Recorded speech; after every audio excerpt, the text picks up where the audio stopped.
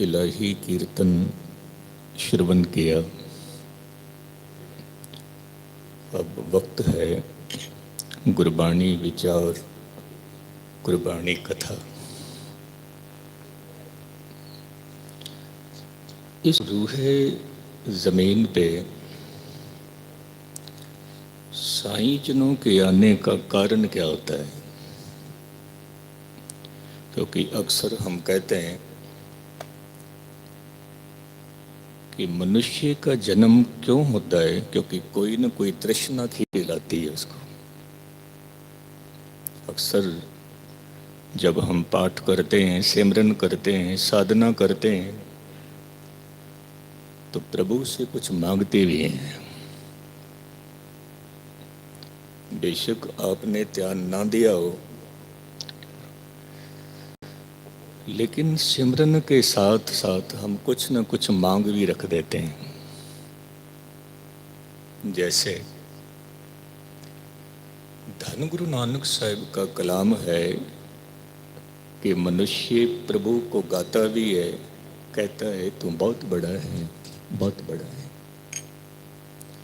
आंखें मंगे देहे देहे। हम सारे ही प्रभु से कहते हैं प्रभु तू बहुत बड़ा है, बहुत बड़ा है। हम उसको आंखते हैं, कहते हैं तू बहुत बड़ा है, फिर अपनी मांग भी रख देते हैं। बेटा चाहिए, धन चाहिए, रुतबा चाहिए, मान सम्मान चाहिए, मांग भी रख देते हैं।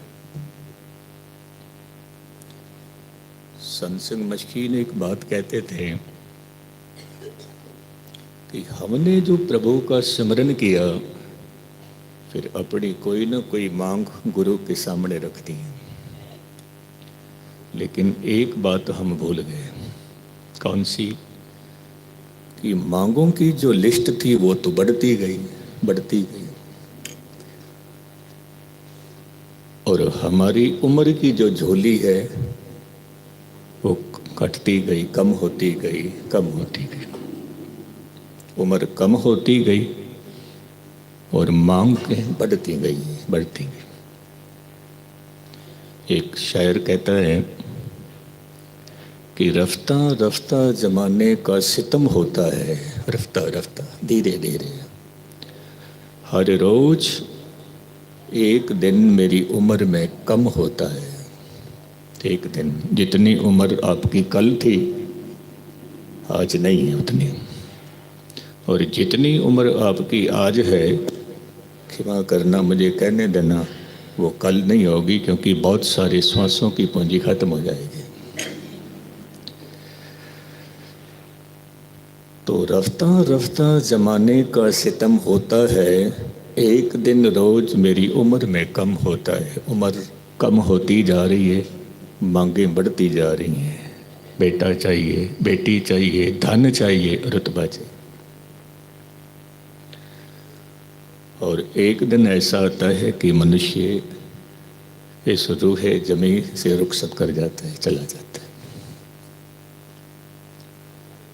अब हमने उसकी अंतिम अरदास भी की, पाठ का भोग भी डाला, और हमने ये भी कहा ऐ प्रभु उसको सदैव अपने चरणों में निवास बख्शना, हम ये भी कहते हैं। लेकिन उसने जो मांगे मांगी थी प्रभु से, उनका क्या होगा? जो अपनी लिस्ट दे के गया, वो बेटा चाहिए, बेटी चाहिए, धन चाहिए, फिर उसका क्या होगा? क्योंकि इसके बाबत हमें कुछ भी नहीं पता, किसी को भी। पर धन गुरु ग्रंथ साहिब महाराज के बोल, संत महापुरुषों के बोल, साईं जनों के बोल, महापुरुषों के बोल ये कहते हैं कि वो जो उसकी मांगें थी, वो मांगें ही उसको फिर खींच के लाती हैं, फिर जन्म कराती हैं उसका, फिर उसका जन्म होता है। ये तो बात है हम साधारण जनों की। हमारी कोई न कोई मांग थी, तब हम यहाँ पर आए हैं, और अब हमारी मांग पूरी हो गई, पर नई मांगें फिर सामने आ गई, फिर सामने आ गई। लेकिन साईं जन क्यों आते हैं इस रूहे जमीन पे? उनका क्या कारण है, इसको थोड़ा सा समझना। उसका एक ही कारण है, जो महापुरुष कुलवंत सिंह जी अभी आपसे कह रहे थे कि बोले सो निहाल सत श्री अकाल, लेकिन निहाल तो हम हुए ही नहीं। और पता नहीं कितनी बार असी बोलते हैं दिन में बोले सो निहाल, जयकारा। मैंने एक छोटे से बच्चे से पूछा, मैंने कहा सिख धर्म में सबसे ज़्यादा और मुफ्त में मिलने वाली चीज़ कौन सी है? सबसे ज़्यादा और मुफ्त में मिलने वाली चीज़ कौन सी है? कहता बोले सो निहाल, मुफ्त में मिलने वाली है सबसे ज़्यादा। लेकिन गुरु साहब ने क्या कहा कि वही निहाल होगा। कौन?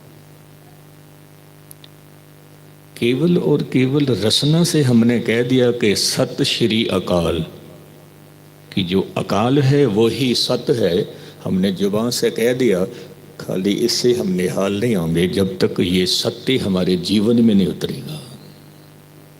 जब तक जीवन में नहीं उतरेगा, सुबह से शाम तक झूठ बोलते रहे और कहते रहे सत श्री अकाल, सुबह से शाम तक लोगों को लूटते रहे और बोलते रहे सत श्री अकाल, बात नहीं बनेगी। आप जी को खबर है, साईं जन की दुकान से जो रुई लेने के लिए आता है कितना फ्रेब करता है, लेकिन साईं जन के जुबान पे जो सत श्री अकाल है तो उनको जीवन में भी सत श्री अकाल है, उनके जीवन में भी सत है। उनकी बरसी मनाने का मकसद एक ही है, एक ही। गुस्ताखी माफ़ मुझे कहने देना ये बात, क्योंकि मेरा प्रोग्राम था भावनगर में, गुरुमुख प्यारे बैठे हुए हैं, तो वहाँ पर मुझे किसी ने कहा कि ज्ञानी जी ये जो सिंधी समाज का प्रोग्राम है, मैं तो इसमें दखल अंदाजी दे नहीं सकता, लेकिन तुम कथा में ज़रूर बोलना कुछ ना कुछ। मैं क्या बोलना बताओ?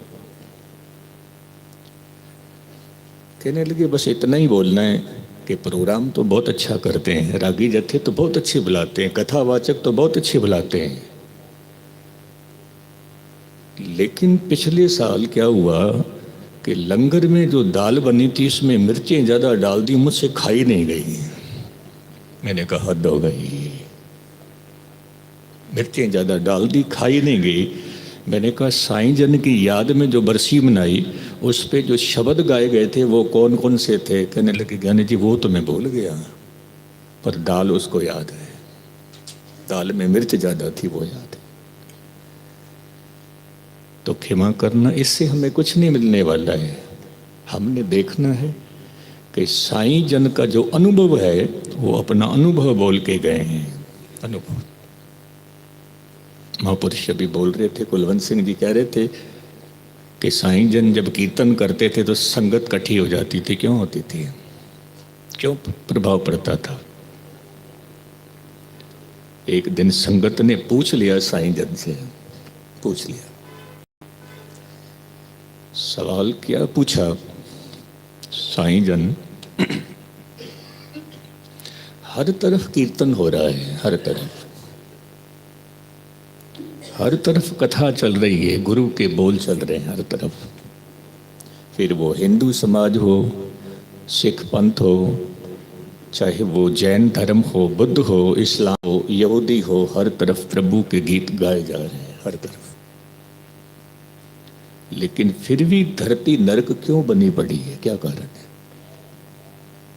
हकीकत है, फिर भी धरती के ऊपर इतना झूठ क्यों है? इतना कीर्तन भी चल रहा है, कथा भी चल रही है, फिर भी धरती पे उतना झूठ क्यों है? कारण क्या है? तो साईं जन ने क्या जवाब दिया था? कहने लगे बैलगड्ढा जा रहा है, जे उस गड्ढे में कुछ भरा होगा तो उसके पहिए के निशान गहराई तक जाएंगे, और जेकर गड्ढा खाली होगा तो उसके पहिए के निशान भी बस थोड़े से हल्के फुल्के होंगे, तो और थोड़ी सी हवा में वो भी मिट जाएंगे, वो भी मिट जाएंगे। जो कीर्तन कर रहा है, जो कथा कर रहा है, यदि वो भरा हुआ है उसका प्रभाव पड़ेगा, उसका असर होगा।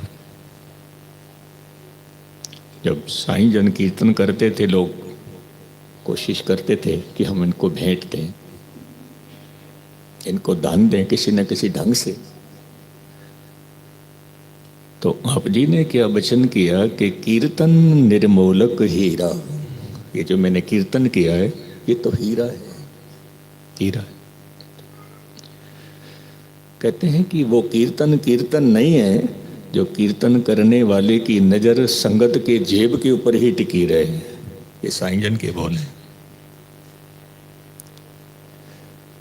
कि कीर्तन चल रहा है, कथा चल रही है, और कीर्तन करने वाला, कथा करने वाला, उसकी जो वृत्ति है, दृष्टि है, वो केवल और केवल दौलत पर टिकी हो कि कौन कितनी माया रख रहा है। फिर वो कथा कथा नहीं, वो कीर्तन कीर्तन नहीं है। मुस्ताकी माफ। तो मैं अर्ज कर रहा था कि हमने जो मांगे रखी थी उस मांग के अकॉर्डिंग हमारा जन्म हुआ, उसी मांग के अकॉर्डिंग। कल माता सुंदरी कॉलेज में मेरा लेक्चर था, तो मुझसे एक सवाल किया, और सवाल बड़ा कीमती था क्योंकि लेक्चर था रिलीजियस स्टडी का। सवाल ये किया कि मुझे सास भी दुख देती है, मुझे ननद भी दुख देती है, मुझे पति भी दुख देता है, इसका मूल कारण क्या है? रिलीजन क्या कहता है, धर्म क्या कहता है? मैंने कहा गुस्ताखी माफ, गुरबाणी से पूछना गुरबाणी क्या कहती है कि इस रूहे ज़मीन पे हर एक मनुष्य यही कहता है, मुझे पति ने दुख दिया, मुझे पत्नी ने दुख दिया, मुझे सास ने दुख दिया, मुझे ननद ने दुख दिया, मुझे पड़ोसी ने दुख दिया। इशारा दूसरे की तरफ होता है। मैं पति की वजह से दुखी हूँ, मैं पत्नी की वजह से दुखी हूँ, मैं मित्र की वजह से दुखी हूँ, मैं फलाने की वजह से दुखी हूँ, पर ये कोई नहीं कहता कि मैं किए हुए कर्मों से दुखी हूँ। मैंने कर्म किए थे। ददे दोष न देऊ किसे, दोष कर्म अपनिया, जो मैं किया सो मैं पाया। दोष न दीजिए आवर्जना। मैंने किया था, मैंने बीज बीजा था, वो बीज अंकुरित हो। लेकिन हम बीज बीज के भूल जाते हैं। मैं जिनके घर ठहरा हुआ गुरमुख परिवार, बहुत प्यार वाले ने, बहुत सत्कार वाले, बहुत आदर सत्कार करते हैं। तो मुझे एक बात याद आ गई, क्योंकि मैं गीता पढ़ रहा था, तो श्री कृष्ण जी महाराज अर्जुन से कहते हैं, ए अर्जुन, आज से सैकड़ों साल पहले, हजारों साल पहले मैं भी था, तू भी था, तो भी था, लेकिन मैं जिस जिस शरीर में आया हूं मुझे हर शरीर की याद है, लेकिन तुझे याद नहीं है, तो भूल गया है। हकीकत है। आपका पिछला जन्म क्या था आपको पता नहीं है, मेरा पिछला जन्म क्या था मुझे पता नहीं, हम भूल गए। लेकिन जो हम कर्म करते आ रहे हैं वो कर्मों की श्रृंखला हमारे साथ चल रही है। शरीर बदलते जा रहे हैं, कर्मों की श्रृंखला हमारे साथ चलती आ रही है, साथ चलती है। जो जो हम बीजते जा रहे हैं उसको खाने के लिए हमें आना पड़ा। तो फिर अर्जुन ने एक बात कही कि महाराज, ये धरती के ऊपर जो जितने भी संत जन हन, साईं जन हन, कि उनके प्रताप से आदमी मुक्त नहीं होता।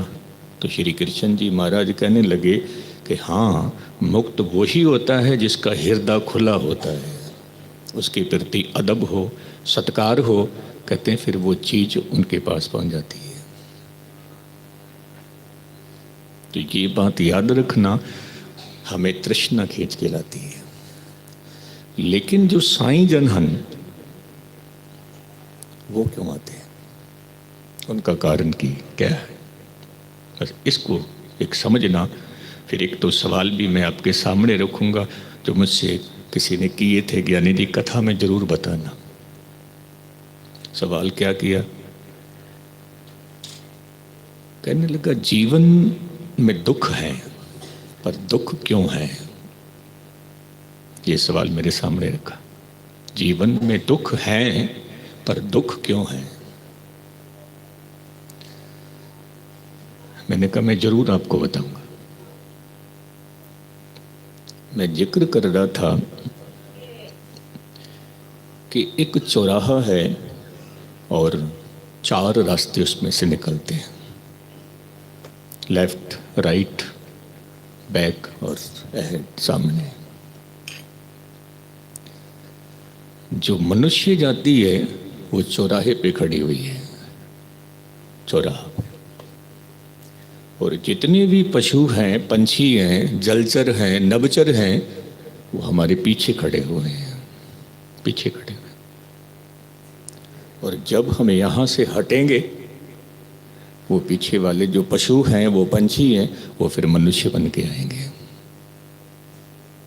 आपने देखा होगा जब एक पत्ता टूटता है पेड़ से, फिर दूसरा पत्ता उसकी जगह पे आता है, तो वो जगह खाली करनी पड़ती है। तो हमें जगह खाली करनी है।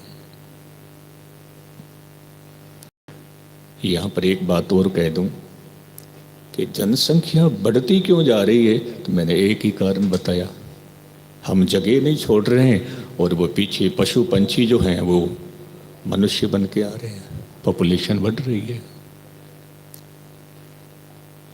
5वीं क्लास में बच्चे पास नहीं हुए, फेल बहुत हो गए, तो 4थी क्लास के बच्चे पास हो गए, 5वीं में आए, तो बच्चे तो बढ़ेंगे बढ़ेंगे, हम पास नहीं हो रहे। करोड़ों करोड़ों में कोई एक पास होता है, गुस्ताखी माफ मुझे कहने देना, ये करोड़ों करोड़ों। हम बस उन्हीं को कहते हैं संत, उन्हीं को कहते हैं ब्रह्मज्ञानी, उन्हीं को कहते हैं साईं जन, उन्हीं को कहते हैं दरवेश, जो पार हो गए, पार हो गए। तो जो मैं जिक्र कर रहा हूं कि चौराहा जिस पे बीच में हम खड़े हैं, चौक पे हम खड़े हैं, अब आपकी मर्जी है, आप जी अच्छे कर्म करते हो तो आप जी राइट जा रहे हो, राइट। आप जी ने पुण्य किया, आप जी ने दान किया, आप जी ने निम्रता दिखाई, आप जी राइट जा रहे हो। लेकिन अभी मुक्ति नहीं हुई है। कारण क्या है? आप जी ने कहना ज्ञानी जी हमने दान भी किया, हमने पुण्य भी किया, हम रोज मत्था टेकने के लिए भी जाते हैं, लेकिन फिर भी मुक्ति नहीं हो रही अभी। हाँ, क्योंकि उसका कारण है। कारण ये है कि हमने जो दान किया, दान करने के पीछे हमारा मकसद क्या था?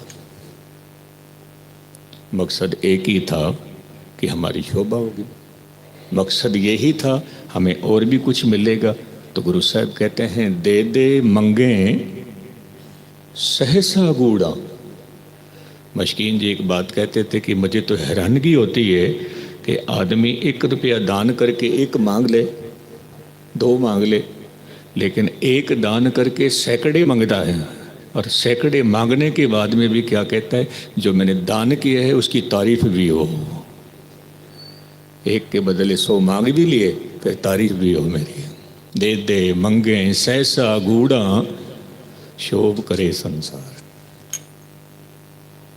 तो जिसने दान किया, पुण्य किया, अच्छे बोल बोले, वो राइट की तरफ जा रहा है, पर अभी मुक्त नहीं हुआ है। उसको कहते हैं दिव्य आत्मा, अच्छी आत्मा। फिर जिन्होंने सारी जिंदगी झूठ, कपट, हेरा फेरी और धोखा किया, वो लेफ्ट की तरफ जा रहे हैं, लेफ्ट की तरफ। धोखा ही धोखा, कपट ही कपट, वो लेफ्ट की तरफ जा रहे हैं। और वो जो लेफ्ट की तरफ जा रहे हैं, बस उन्हीं को कहते हैं भूत प्रेत। तो भूत प्रेत। अब ध्यान से सुनना, जो चौराहा पे ही खड़े हैं कभी पुण्य कर किया, कभी पाप किया, कभी सच भी बोला, कभी झूठ भी बोला। जरूरत पड़ी तो हमने दान भी किया, और लोड़ पड़ी, जरूरत पड़ी तो किसी से छीन के भी ले आए। अक्सर होता है, क्योंकि लोग सोचते हैं कि हम यदि 50,000 की चोरी कर लें और 25,000 हम गुरु की गोलक में डाल दें तो हम हमारे गुनाह माफ़ हो जाएंगे। ये कभी मत सोचना कि माफ़ हो जाएंगे। ये ऐसे मनुष्य के गुनाह माफ़ हो जाएं तो फिर उसने 5 लाख की करनी है, 2.5 लाख गुरु की गोलक में, 2.5 लाख अपनी गोलक में। पर नहीं, दान करने से पाप नहीं कम होते कभी भी, कभी भी, क्योंकि पाप का अपना फल है, पुण्य का अपना फल है। तो फिर मुक्ति कैसे होगी उसकी बाबत में जिक्र कर रहा हूं। जो चौराहे पर ही रहकर अपने मनुष्य शरीर में रहकर पाप भी करता रहा और पुण्य भी करता रहा, ऐसे आदमी की, ऐसे मनुष्य की जब मौत होती है तो उसका जन्म बहुत जल्दी हो जाता है, बहुत जल्दी, इतनी जल्दी कि आपने उसकी अंतिम अरदास भी नहीं की और वो पहुंच गया मात गर्भ में। बेशक हमने उसकी बॉडी का अंतिम संस्कार भी नहीं किया, फिर भी वो पहुंच गई मात गर्भ में। शरीर से आत्मा निकली, रूह निकली और दूसरी तरफ ग्रस्त तैयार है, वहां चले गए। 1 सेकंड भी नहीं लगता, 1 सेकंड भी। ऐसे मनुष्य का जन्म जल्दी क्यों होता है? क्योंकि ऐसे लोग दुनिया में बहुत हैं जो 50-50 हैं, पुण्य भी करते हैं, पाप भी करते हैं। लेकिन दुनिया में ऐसे लोग बहुत थोड़े हैं जो केवल और केवल गुनाह ही करते हैं, बहुत थोड़े। और बहुत थोड़े लोग हैं जो पुण्य ही करते हैं, देव आत्मा। ये दोनों ही आत्माएं रुक जाती हैं। भूत प्रेतों वाली रूह रुक जाती है, जन्म नहीं होता, वो भटकती है। और जो दिव्य ज्योति है, दिव्य आत्मा है, वो भटकती नहीं, लेकिन वो रुक जाती है। मंदिरों में, मस्जिदों में, गुरुद्वारों में उनका जन्म जल्दी नहीं होता। जल्दी जन्म क्यों नहीं होता उनका? क्योंकि उनकी एक प्यास होती है कि हमें अच्छी माँ चाहिए, हमें अच्छा पिता चाहिए। वो इस इंतजार में होती है। हम कई बार कह देते हैं, हे प्रभु हमें ऐसा बच्चा चाहिए जो तेरे घर से आए, नाम जपने वाला है। लेकिन ऐसी माएँ, मुस्तकी माँ बहुत थोड़ी हैं, ऐसे पिता बहुत थोड़े हैं जिनके जीवन में कभी झूठ, कभी क्रोध, कभी लोभ नहीं आया। दूसरी तरफ जो प्रेत आत्माएं हैं वो भी ठहर जाती हैं, क्योंकि उनको माँ चाहिए, हिटलर वर्गी माँ हो, जैसी माँ हिटलर की थी, जैसी माँ नेपोलियन की थी। लाखों आदमियों का कत्ल करके आप नाचते थे, हंसते थे, ऐसी माँ चाहिए। तो जब तक उनको ऐसी माएँ नहीं मिलती तब तक वो क्या करती हैं, ये मेरा अपना अनुभव है, मैं आपको बता रहा हूँ। वो प्रेत आत्माएं फिर शरीर ढूंढती हैं, क्योंकि खाने की तलब है, तो वो शरीर ढूंढती हैं। वो किसी भी शरीर में जाके प्रवेश कर जाती हैं और वहाँ पर बैठ के वो भोजन भी खाते हैं, वासना भी उनको उपलब्ध होती है, बस उसी शरीर में रहते हैं।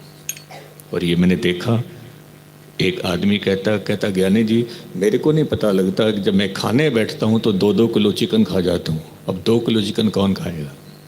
50-50 अंडे खा जाता हूँ, कौन खाएगा? वो प्रेत आत्मा। जो देव आत्माएं हैं उनको बुलाना हो, आप उनको बुला सकते हो, उनको इनवाइट कर सकते हो, यज्ञ करके, बंदगी करके आप उनको इनवाइट कर सकते हो। जो अक्सर आप जी ने सुना होगा, संत सिंह मशकीन कहते थे कि जब हम बैठते थे कथा करने के लिए, वो रूहें भी आके बैठ जाती थी। उनको कहा है देव रूह में। लेकिन ऐसी रूहें जो ना तो लेफ्ट गई ना राइट गए, वो सीधे सीधे गए, सीधे सीधे। उन्होंने दान किया पर इच्छा कुछ नहीं रखी, उन्होंने सिमरन किया पर तमन्ना कुछ नहीं रखी, जिसको कहते हैं निष्काम सेवा करत होए नह कामी, जिसको होत परापत स्वामी। अब ऐसी रूहें जा रही हैं सफर करके, जिनकी कोई तमन्ना नहीं है, कुछ भी मांगते। अब वो जब सफर करते करते, नदी सफर करते करते जब समुद्र के करीब पहुंचती है, तो कहते हैं कि कुदरत का एक नियम है, प्रकृति का एक नियम है। क्या नियम है? कि वो जो सफर कर रही है, बिल्कुल सीधे सीधे सफर कर रही है, उससे एक बार पूछा जाता है, एक बार ये पूछा जाता है कि आप वापस जाना चाहते हो? ये उसने इनकार कर दिया, मैं नहीं जाना चाहता, वो लीन हो जाता है। उसको जैन धर्म में कहा गया है हीनयान, हीनयान भाव, दोबारा नहीं जाना चाहता। और जो कहते हैं कि हमने दोबारा जाना है लेकिन आपके लिए, उनको कहते हैं महायान। इनमें इतनी ताकत है, इतनी हिम्मत है कि ये आप तो पार हो गए, लेकिन दोबारा इसलिए आए कि हमारी बंद खलासी कराने के लिए, हमारा उद्धार कराने के लिए। तो मैं ये बात आपके सामने रख रहा हूँ कि जो साईं जन इस रूहे ज़मीन पर आए हैं, ये करुणा करके आए। इन्होंने हमारे ऊपर करुणा की है कि हम आपको भी सीधा मार्ग दिखाएं, आपको भी ले जाएं। जब मैं ऐसे कहूँ कि संत बाबा थारिया सिंह जी, बस यही इनका जन्म था, उसके बाद में कोई जन्म नहीं है। वो परोपकार के लिए आए थे। धन गुरु ग्रंथ साहिब महाराज कहते हैं कि जन्म मरण दुहु में नाही, जन पर उपकारी आए। जी दान दे भक्ति लायन, हर्ष्यों लैन मिलाए। क्योंकि कोई कपड़े का दानी है, कोई भोजन का दानी है, कोई ज्ञान का दानी है, और कोई किसी को जीवन दान देने के लिए आता है। तो जितने भी रहबर पुरुष आए वो जीवन दान देने के लिए आए हैं। जीवन दान, इसको थोड़ा सा समझना। किसी ने सवाल किया कि जीवन क्या है, जीवन किसको कहते हैं? तो उसने बड़ा प्यारा जवाब दिया कि जिनको गुरुजनों की संगत मिल गई, सोबत मिल गई, साईं जनों की सोबत मिल गई, उनका जो जीवन है वो जिष्ट है, वो स्वर्ग है, वो अनंत है। और जिनको रहबरी पुरुषों की संगत नहीं मिली, उनका जीवन क्या है? ध्यान से सुनना उसका वक्तव्य। वो कहता है कि ये जो जीवन है, ये एक मूर्ख के द्वारा कही हुई कहानी है कि जिसमें शोरगुल तो बहुत है पर मकसद कुछ भी नहीं है। जन्म है, शोरगुल है, जवानी है, शोरगुल है, बुढ़ेपा है, शोरगुल है, और अंत में शमशान घाट ले गए इसको, शोरगुल है, बाकी कुछ भी नहीं है। लेकिन हाँ, जिनको संगत मिल गई उनका जीवन बहुत ऊंचा हो गया, बहुत ऊंचा। तो संगत का भाव है सत से जुड़ना। अब हम संगत किसकी करें? महात्मा बुद्ध का एक ग्रंथ है धम्मपद, पाली में लिखा हुआ है। महात्मा बुद्ध से पूछा गया साधु कौन है और असाधु कौन है? महात्मा बुद्ध ने कहा कि साधु वो है जो जागा हुआ है, और असाधु कौन है? जो सोया हुआ है, सोया हुआ है। मैं फिर बात दोहरा दूं, साधु वो है जो जागा हुआ है, असाधु वो है जो सोया हुआ है। यदि मैं अर्ज करूं, जो खुद ही सोया हुआ है वो हमें क्या जगाएगा? खुद ही सोया हुआ है वो हमें क्या जगाएगा? और जो खुद जागा हुआ है वो हमें नहीं सोने देगा, हमें जगाएगा, वो जगाएगा जो जागा हुआ, क्योंकि उसके अंदर करुणा है, करुणा है। क्योंकि मैं जब महापुरुषों के, साईं जन के जब मैं विचार पढ़ रहा था, जब दरबार साहिब में आपने अमृत छका और आपने बेनती की, है प्रभु हमारा जो समाज है इसमें कर्म कांड बहुत हैं, उसका कि माफ़ मुझे कहने देना, क्योंकि हम जब सफ़र करते हैं कथा के दौरान तो सिंधी समाज के अंदर ये चर्चा चलती है, कहते हैं ज्ञानी जी सिख मार्ग में कोई कर्म कांड नहीं है, सीधा मार्ग है। हमारे अंदर बहुत कर्म कांड है, ये नहीं करना, ये नहीं करना, ये नहीं करना, बहुत कर्म कांड है। साईं जन कहने लगे कि सिंधी समाज में जो हैं कर्म कांड बहुत हैं, कैसे पार उतारा होगा? कहते हैं धन गुरु गोविंद सिंह महाराज ने कहा, गुरुमुखो आपने जहाँ भी जाना है उपदेश करने के लिए तो शरीर तो आपका होगा पर आपकी जुबान पर गुरु नानक के बोल होंगे। साईं जन से कहा शरीर आपका होगा लेकिन आपकी रसना पे बोल धन गुरु गोविंद सिंह महाराज के होंगे।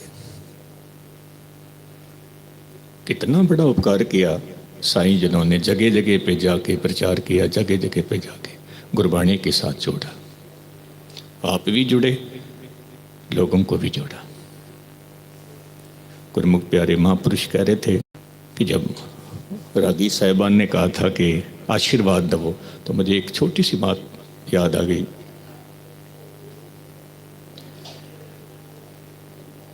गुरु नानक साहिब महाराज को जब बाबर ने कैद किया, भाई मर्दाना भी था, भाई लालो भी था और भी थे, तो किसी ने आकर खबर दी बाबर को, ऐ बाबर तेरा बेटा हुमायूं बीमार हो गया है, बीमार हो गया है। तो बाबर क्या कहता है कि कह दो फकीरों से, साईं जनों से कह दो कि मेरे बच्चे के लिए दुआ करें।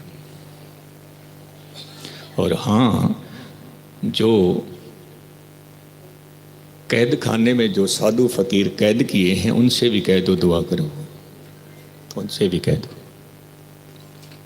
तो जितने भी साधु बैठे थे सभी ने दुआ शुरू की, पर गुरु नानक ने दुआ नहीं की, नहीं की। बाबर तक खबर पहुंची, कहते हैं कि जितने भी साधु हैं वो दुआ कर रहे हैं, पर एक फकीर ऐसा है कि जिसके इर्द गिर्द एक ऐसी आभा है, एक ऐसा ओरा है कि जो कुछ अलग ही किस्म का है।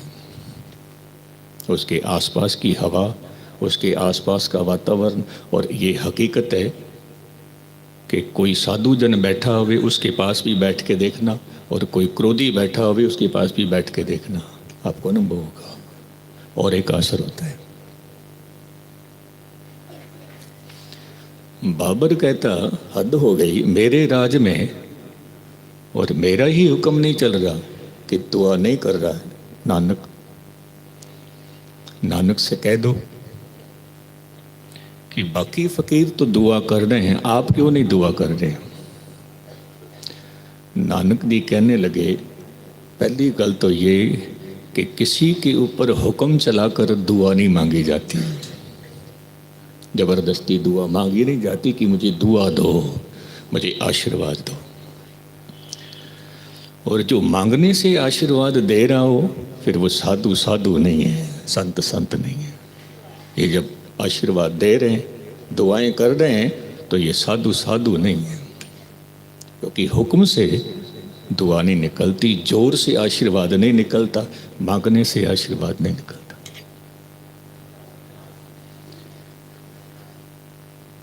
बाबर ने क्या किया, किसी ने उसको कहा कि ये जो नानक फ़कीर है इसको कोई साधारण फ़कीर न समझ लेना, क्योंकि एक बात मैं आपको कह दूं, ये बहुत ज़रूरी है।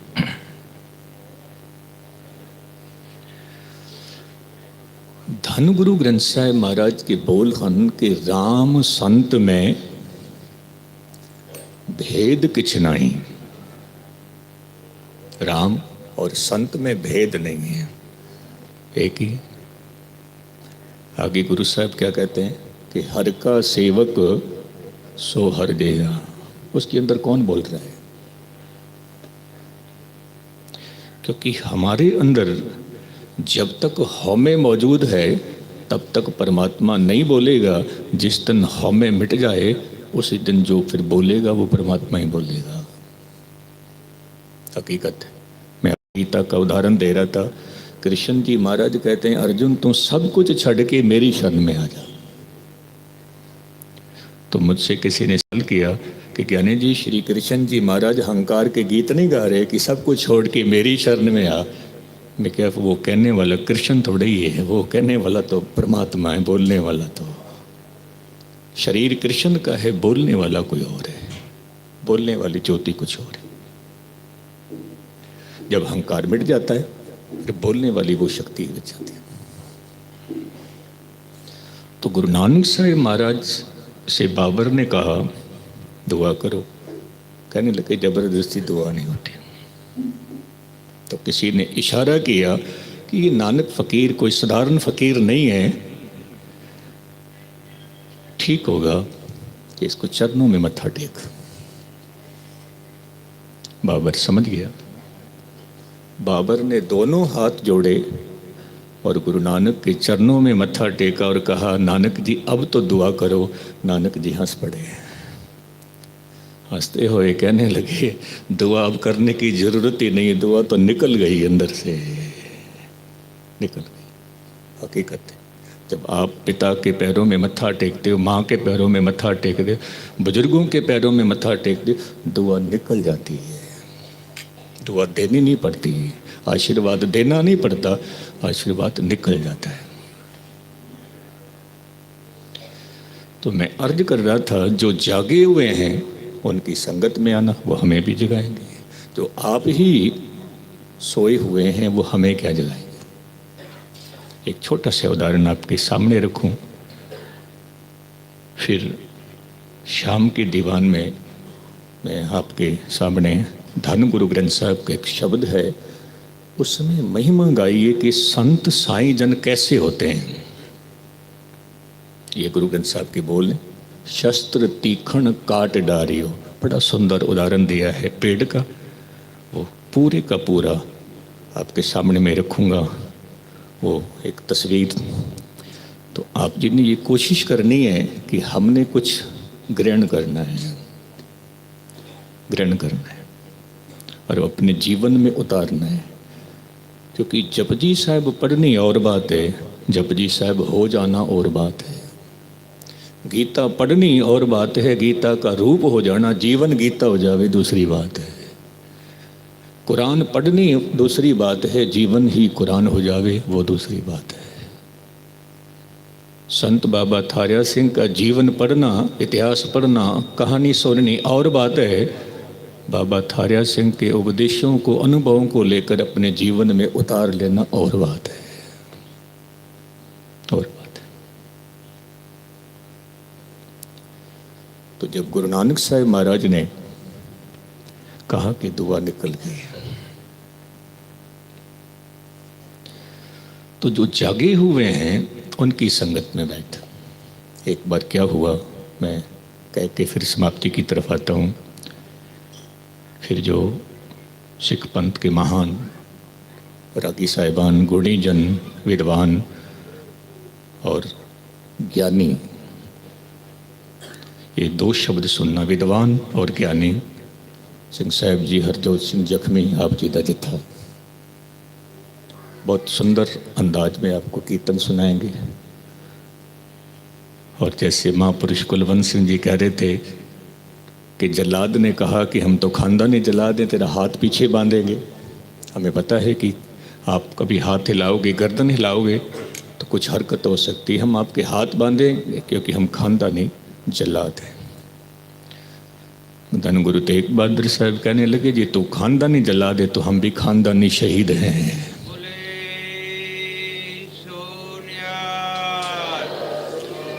हकीकत है, खानदानी शहीद हैं।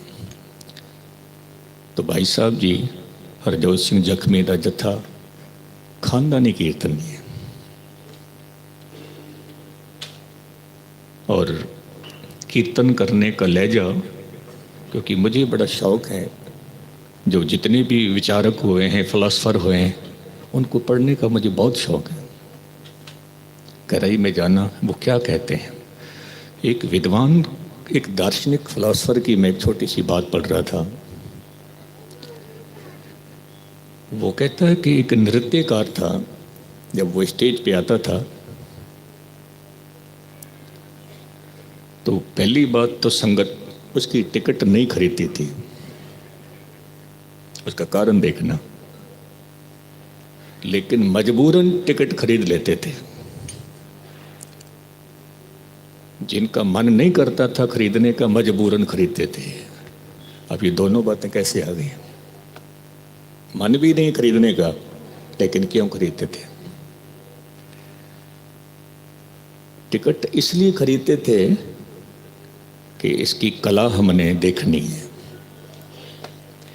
और टिकट इसलिए नहीं खरीदते थे कि जब ये कला में मस्त हो जाता है तो फिर 5-5 घंटे लगा देता है, फिर उठने का मन ही नहीं करता, ना आप उठता है ना हमको उठने देता है।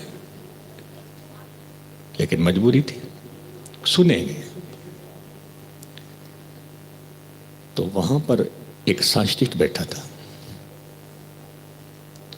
उसने कहा, मैं देखना चाहता हूँ कि जब ये अपनी कला दिखाता है तो इतनी ताकत कहाँ से आती है।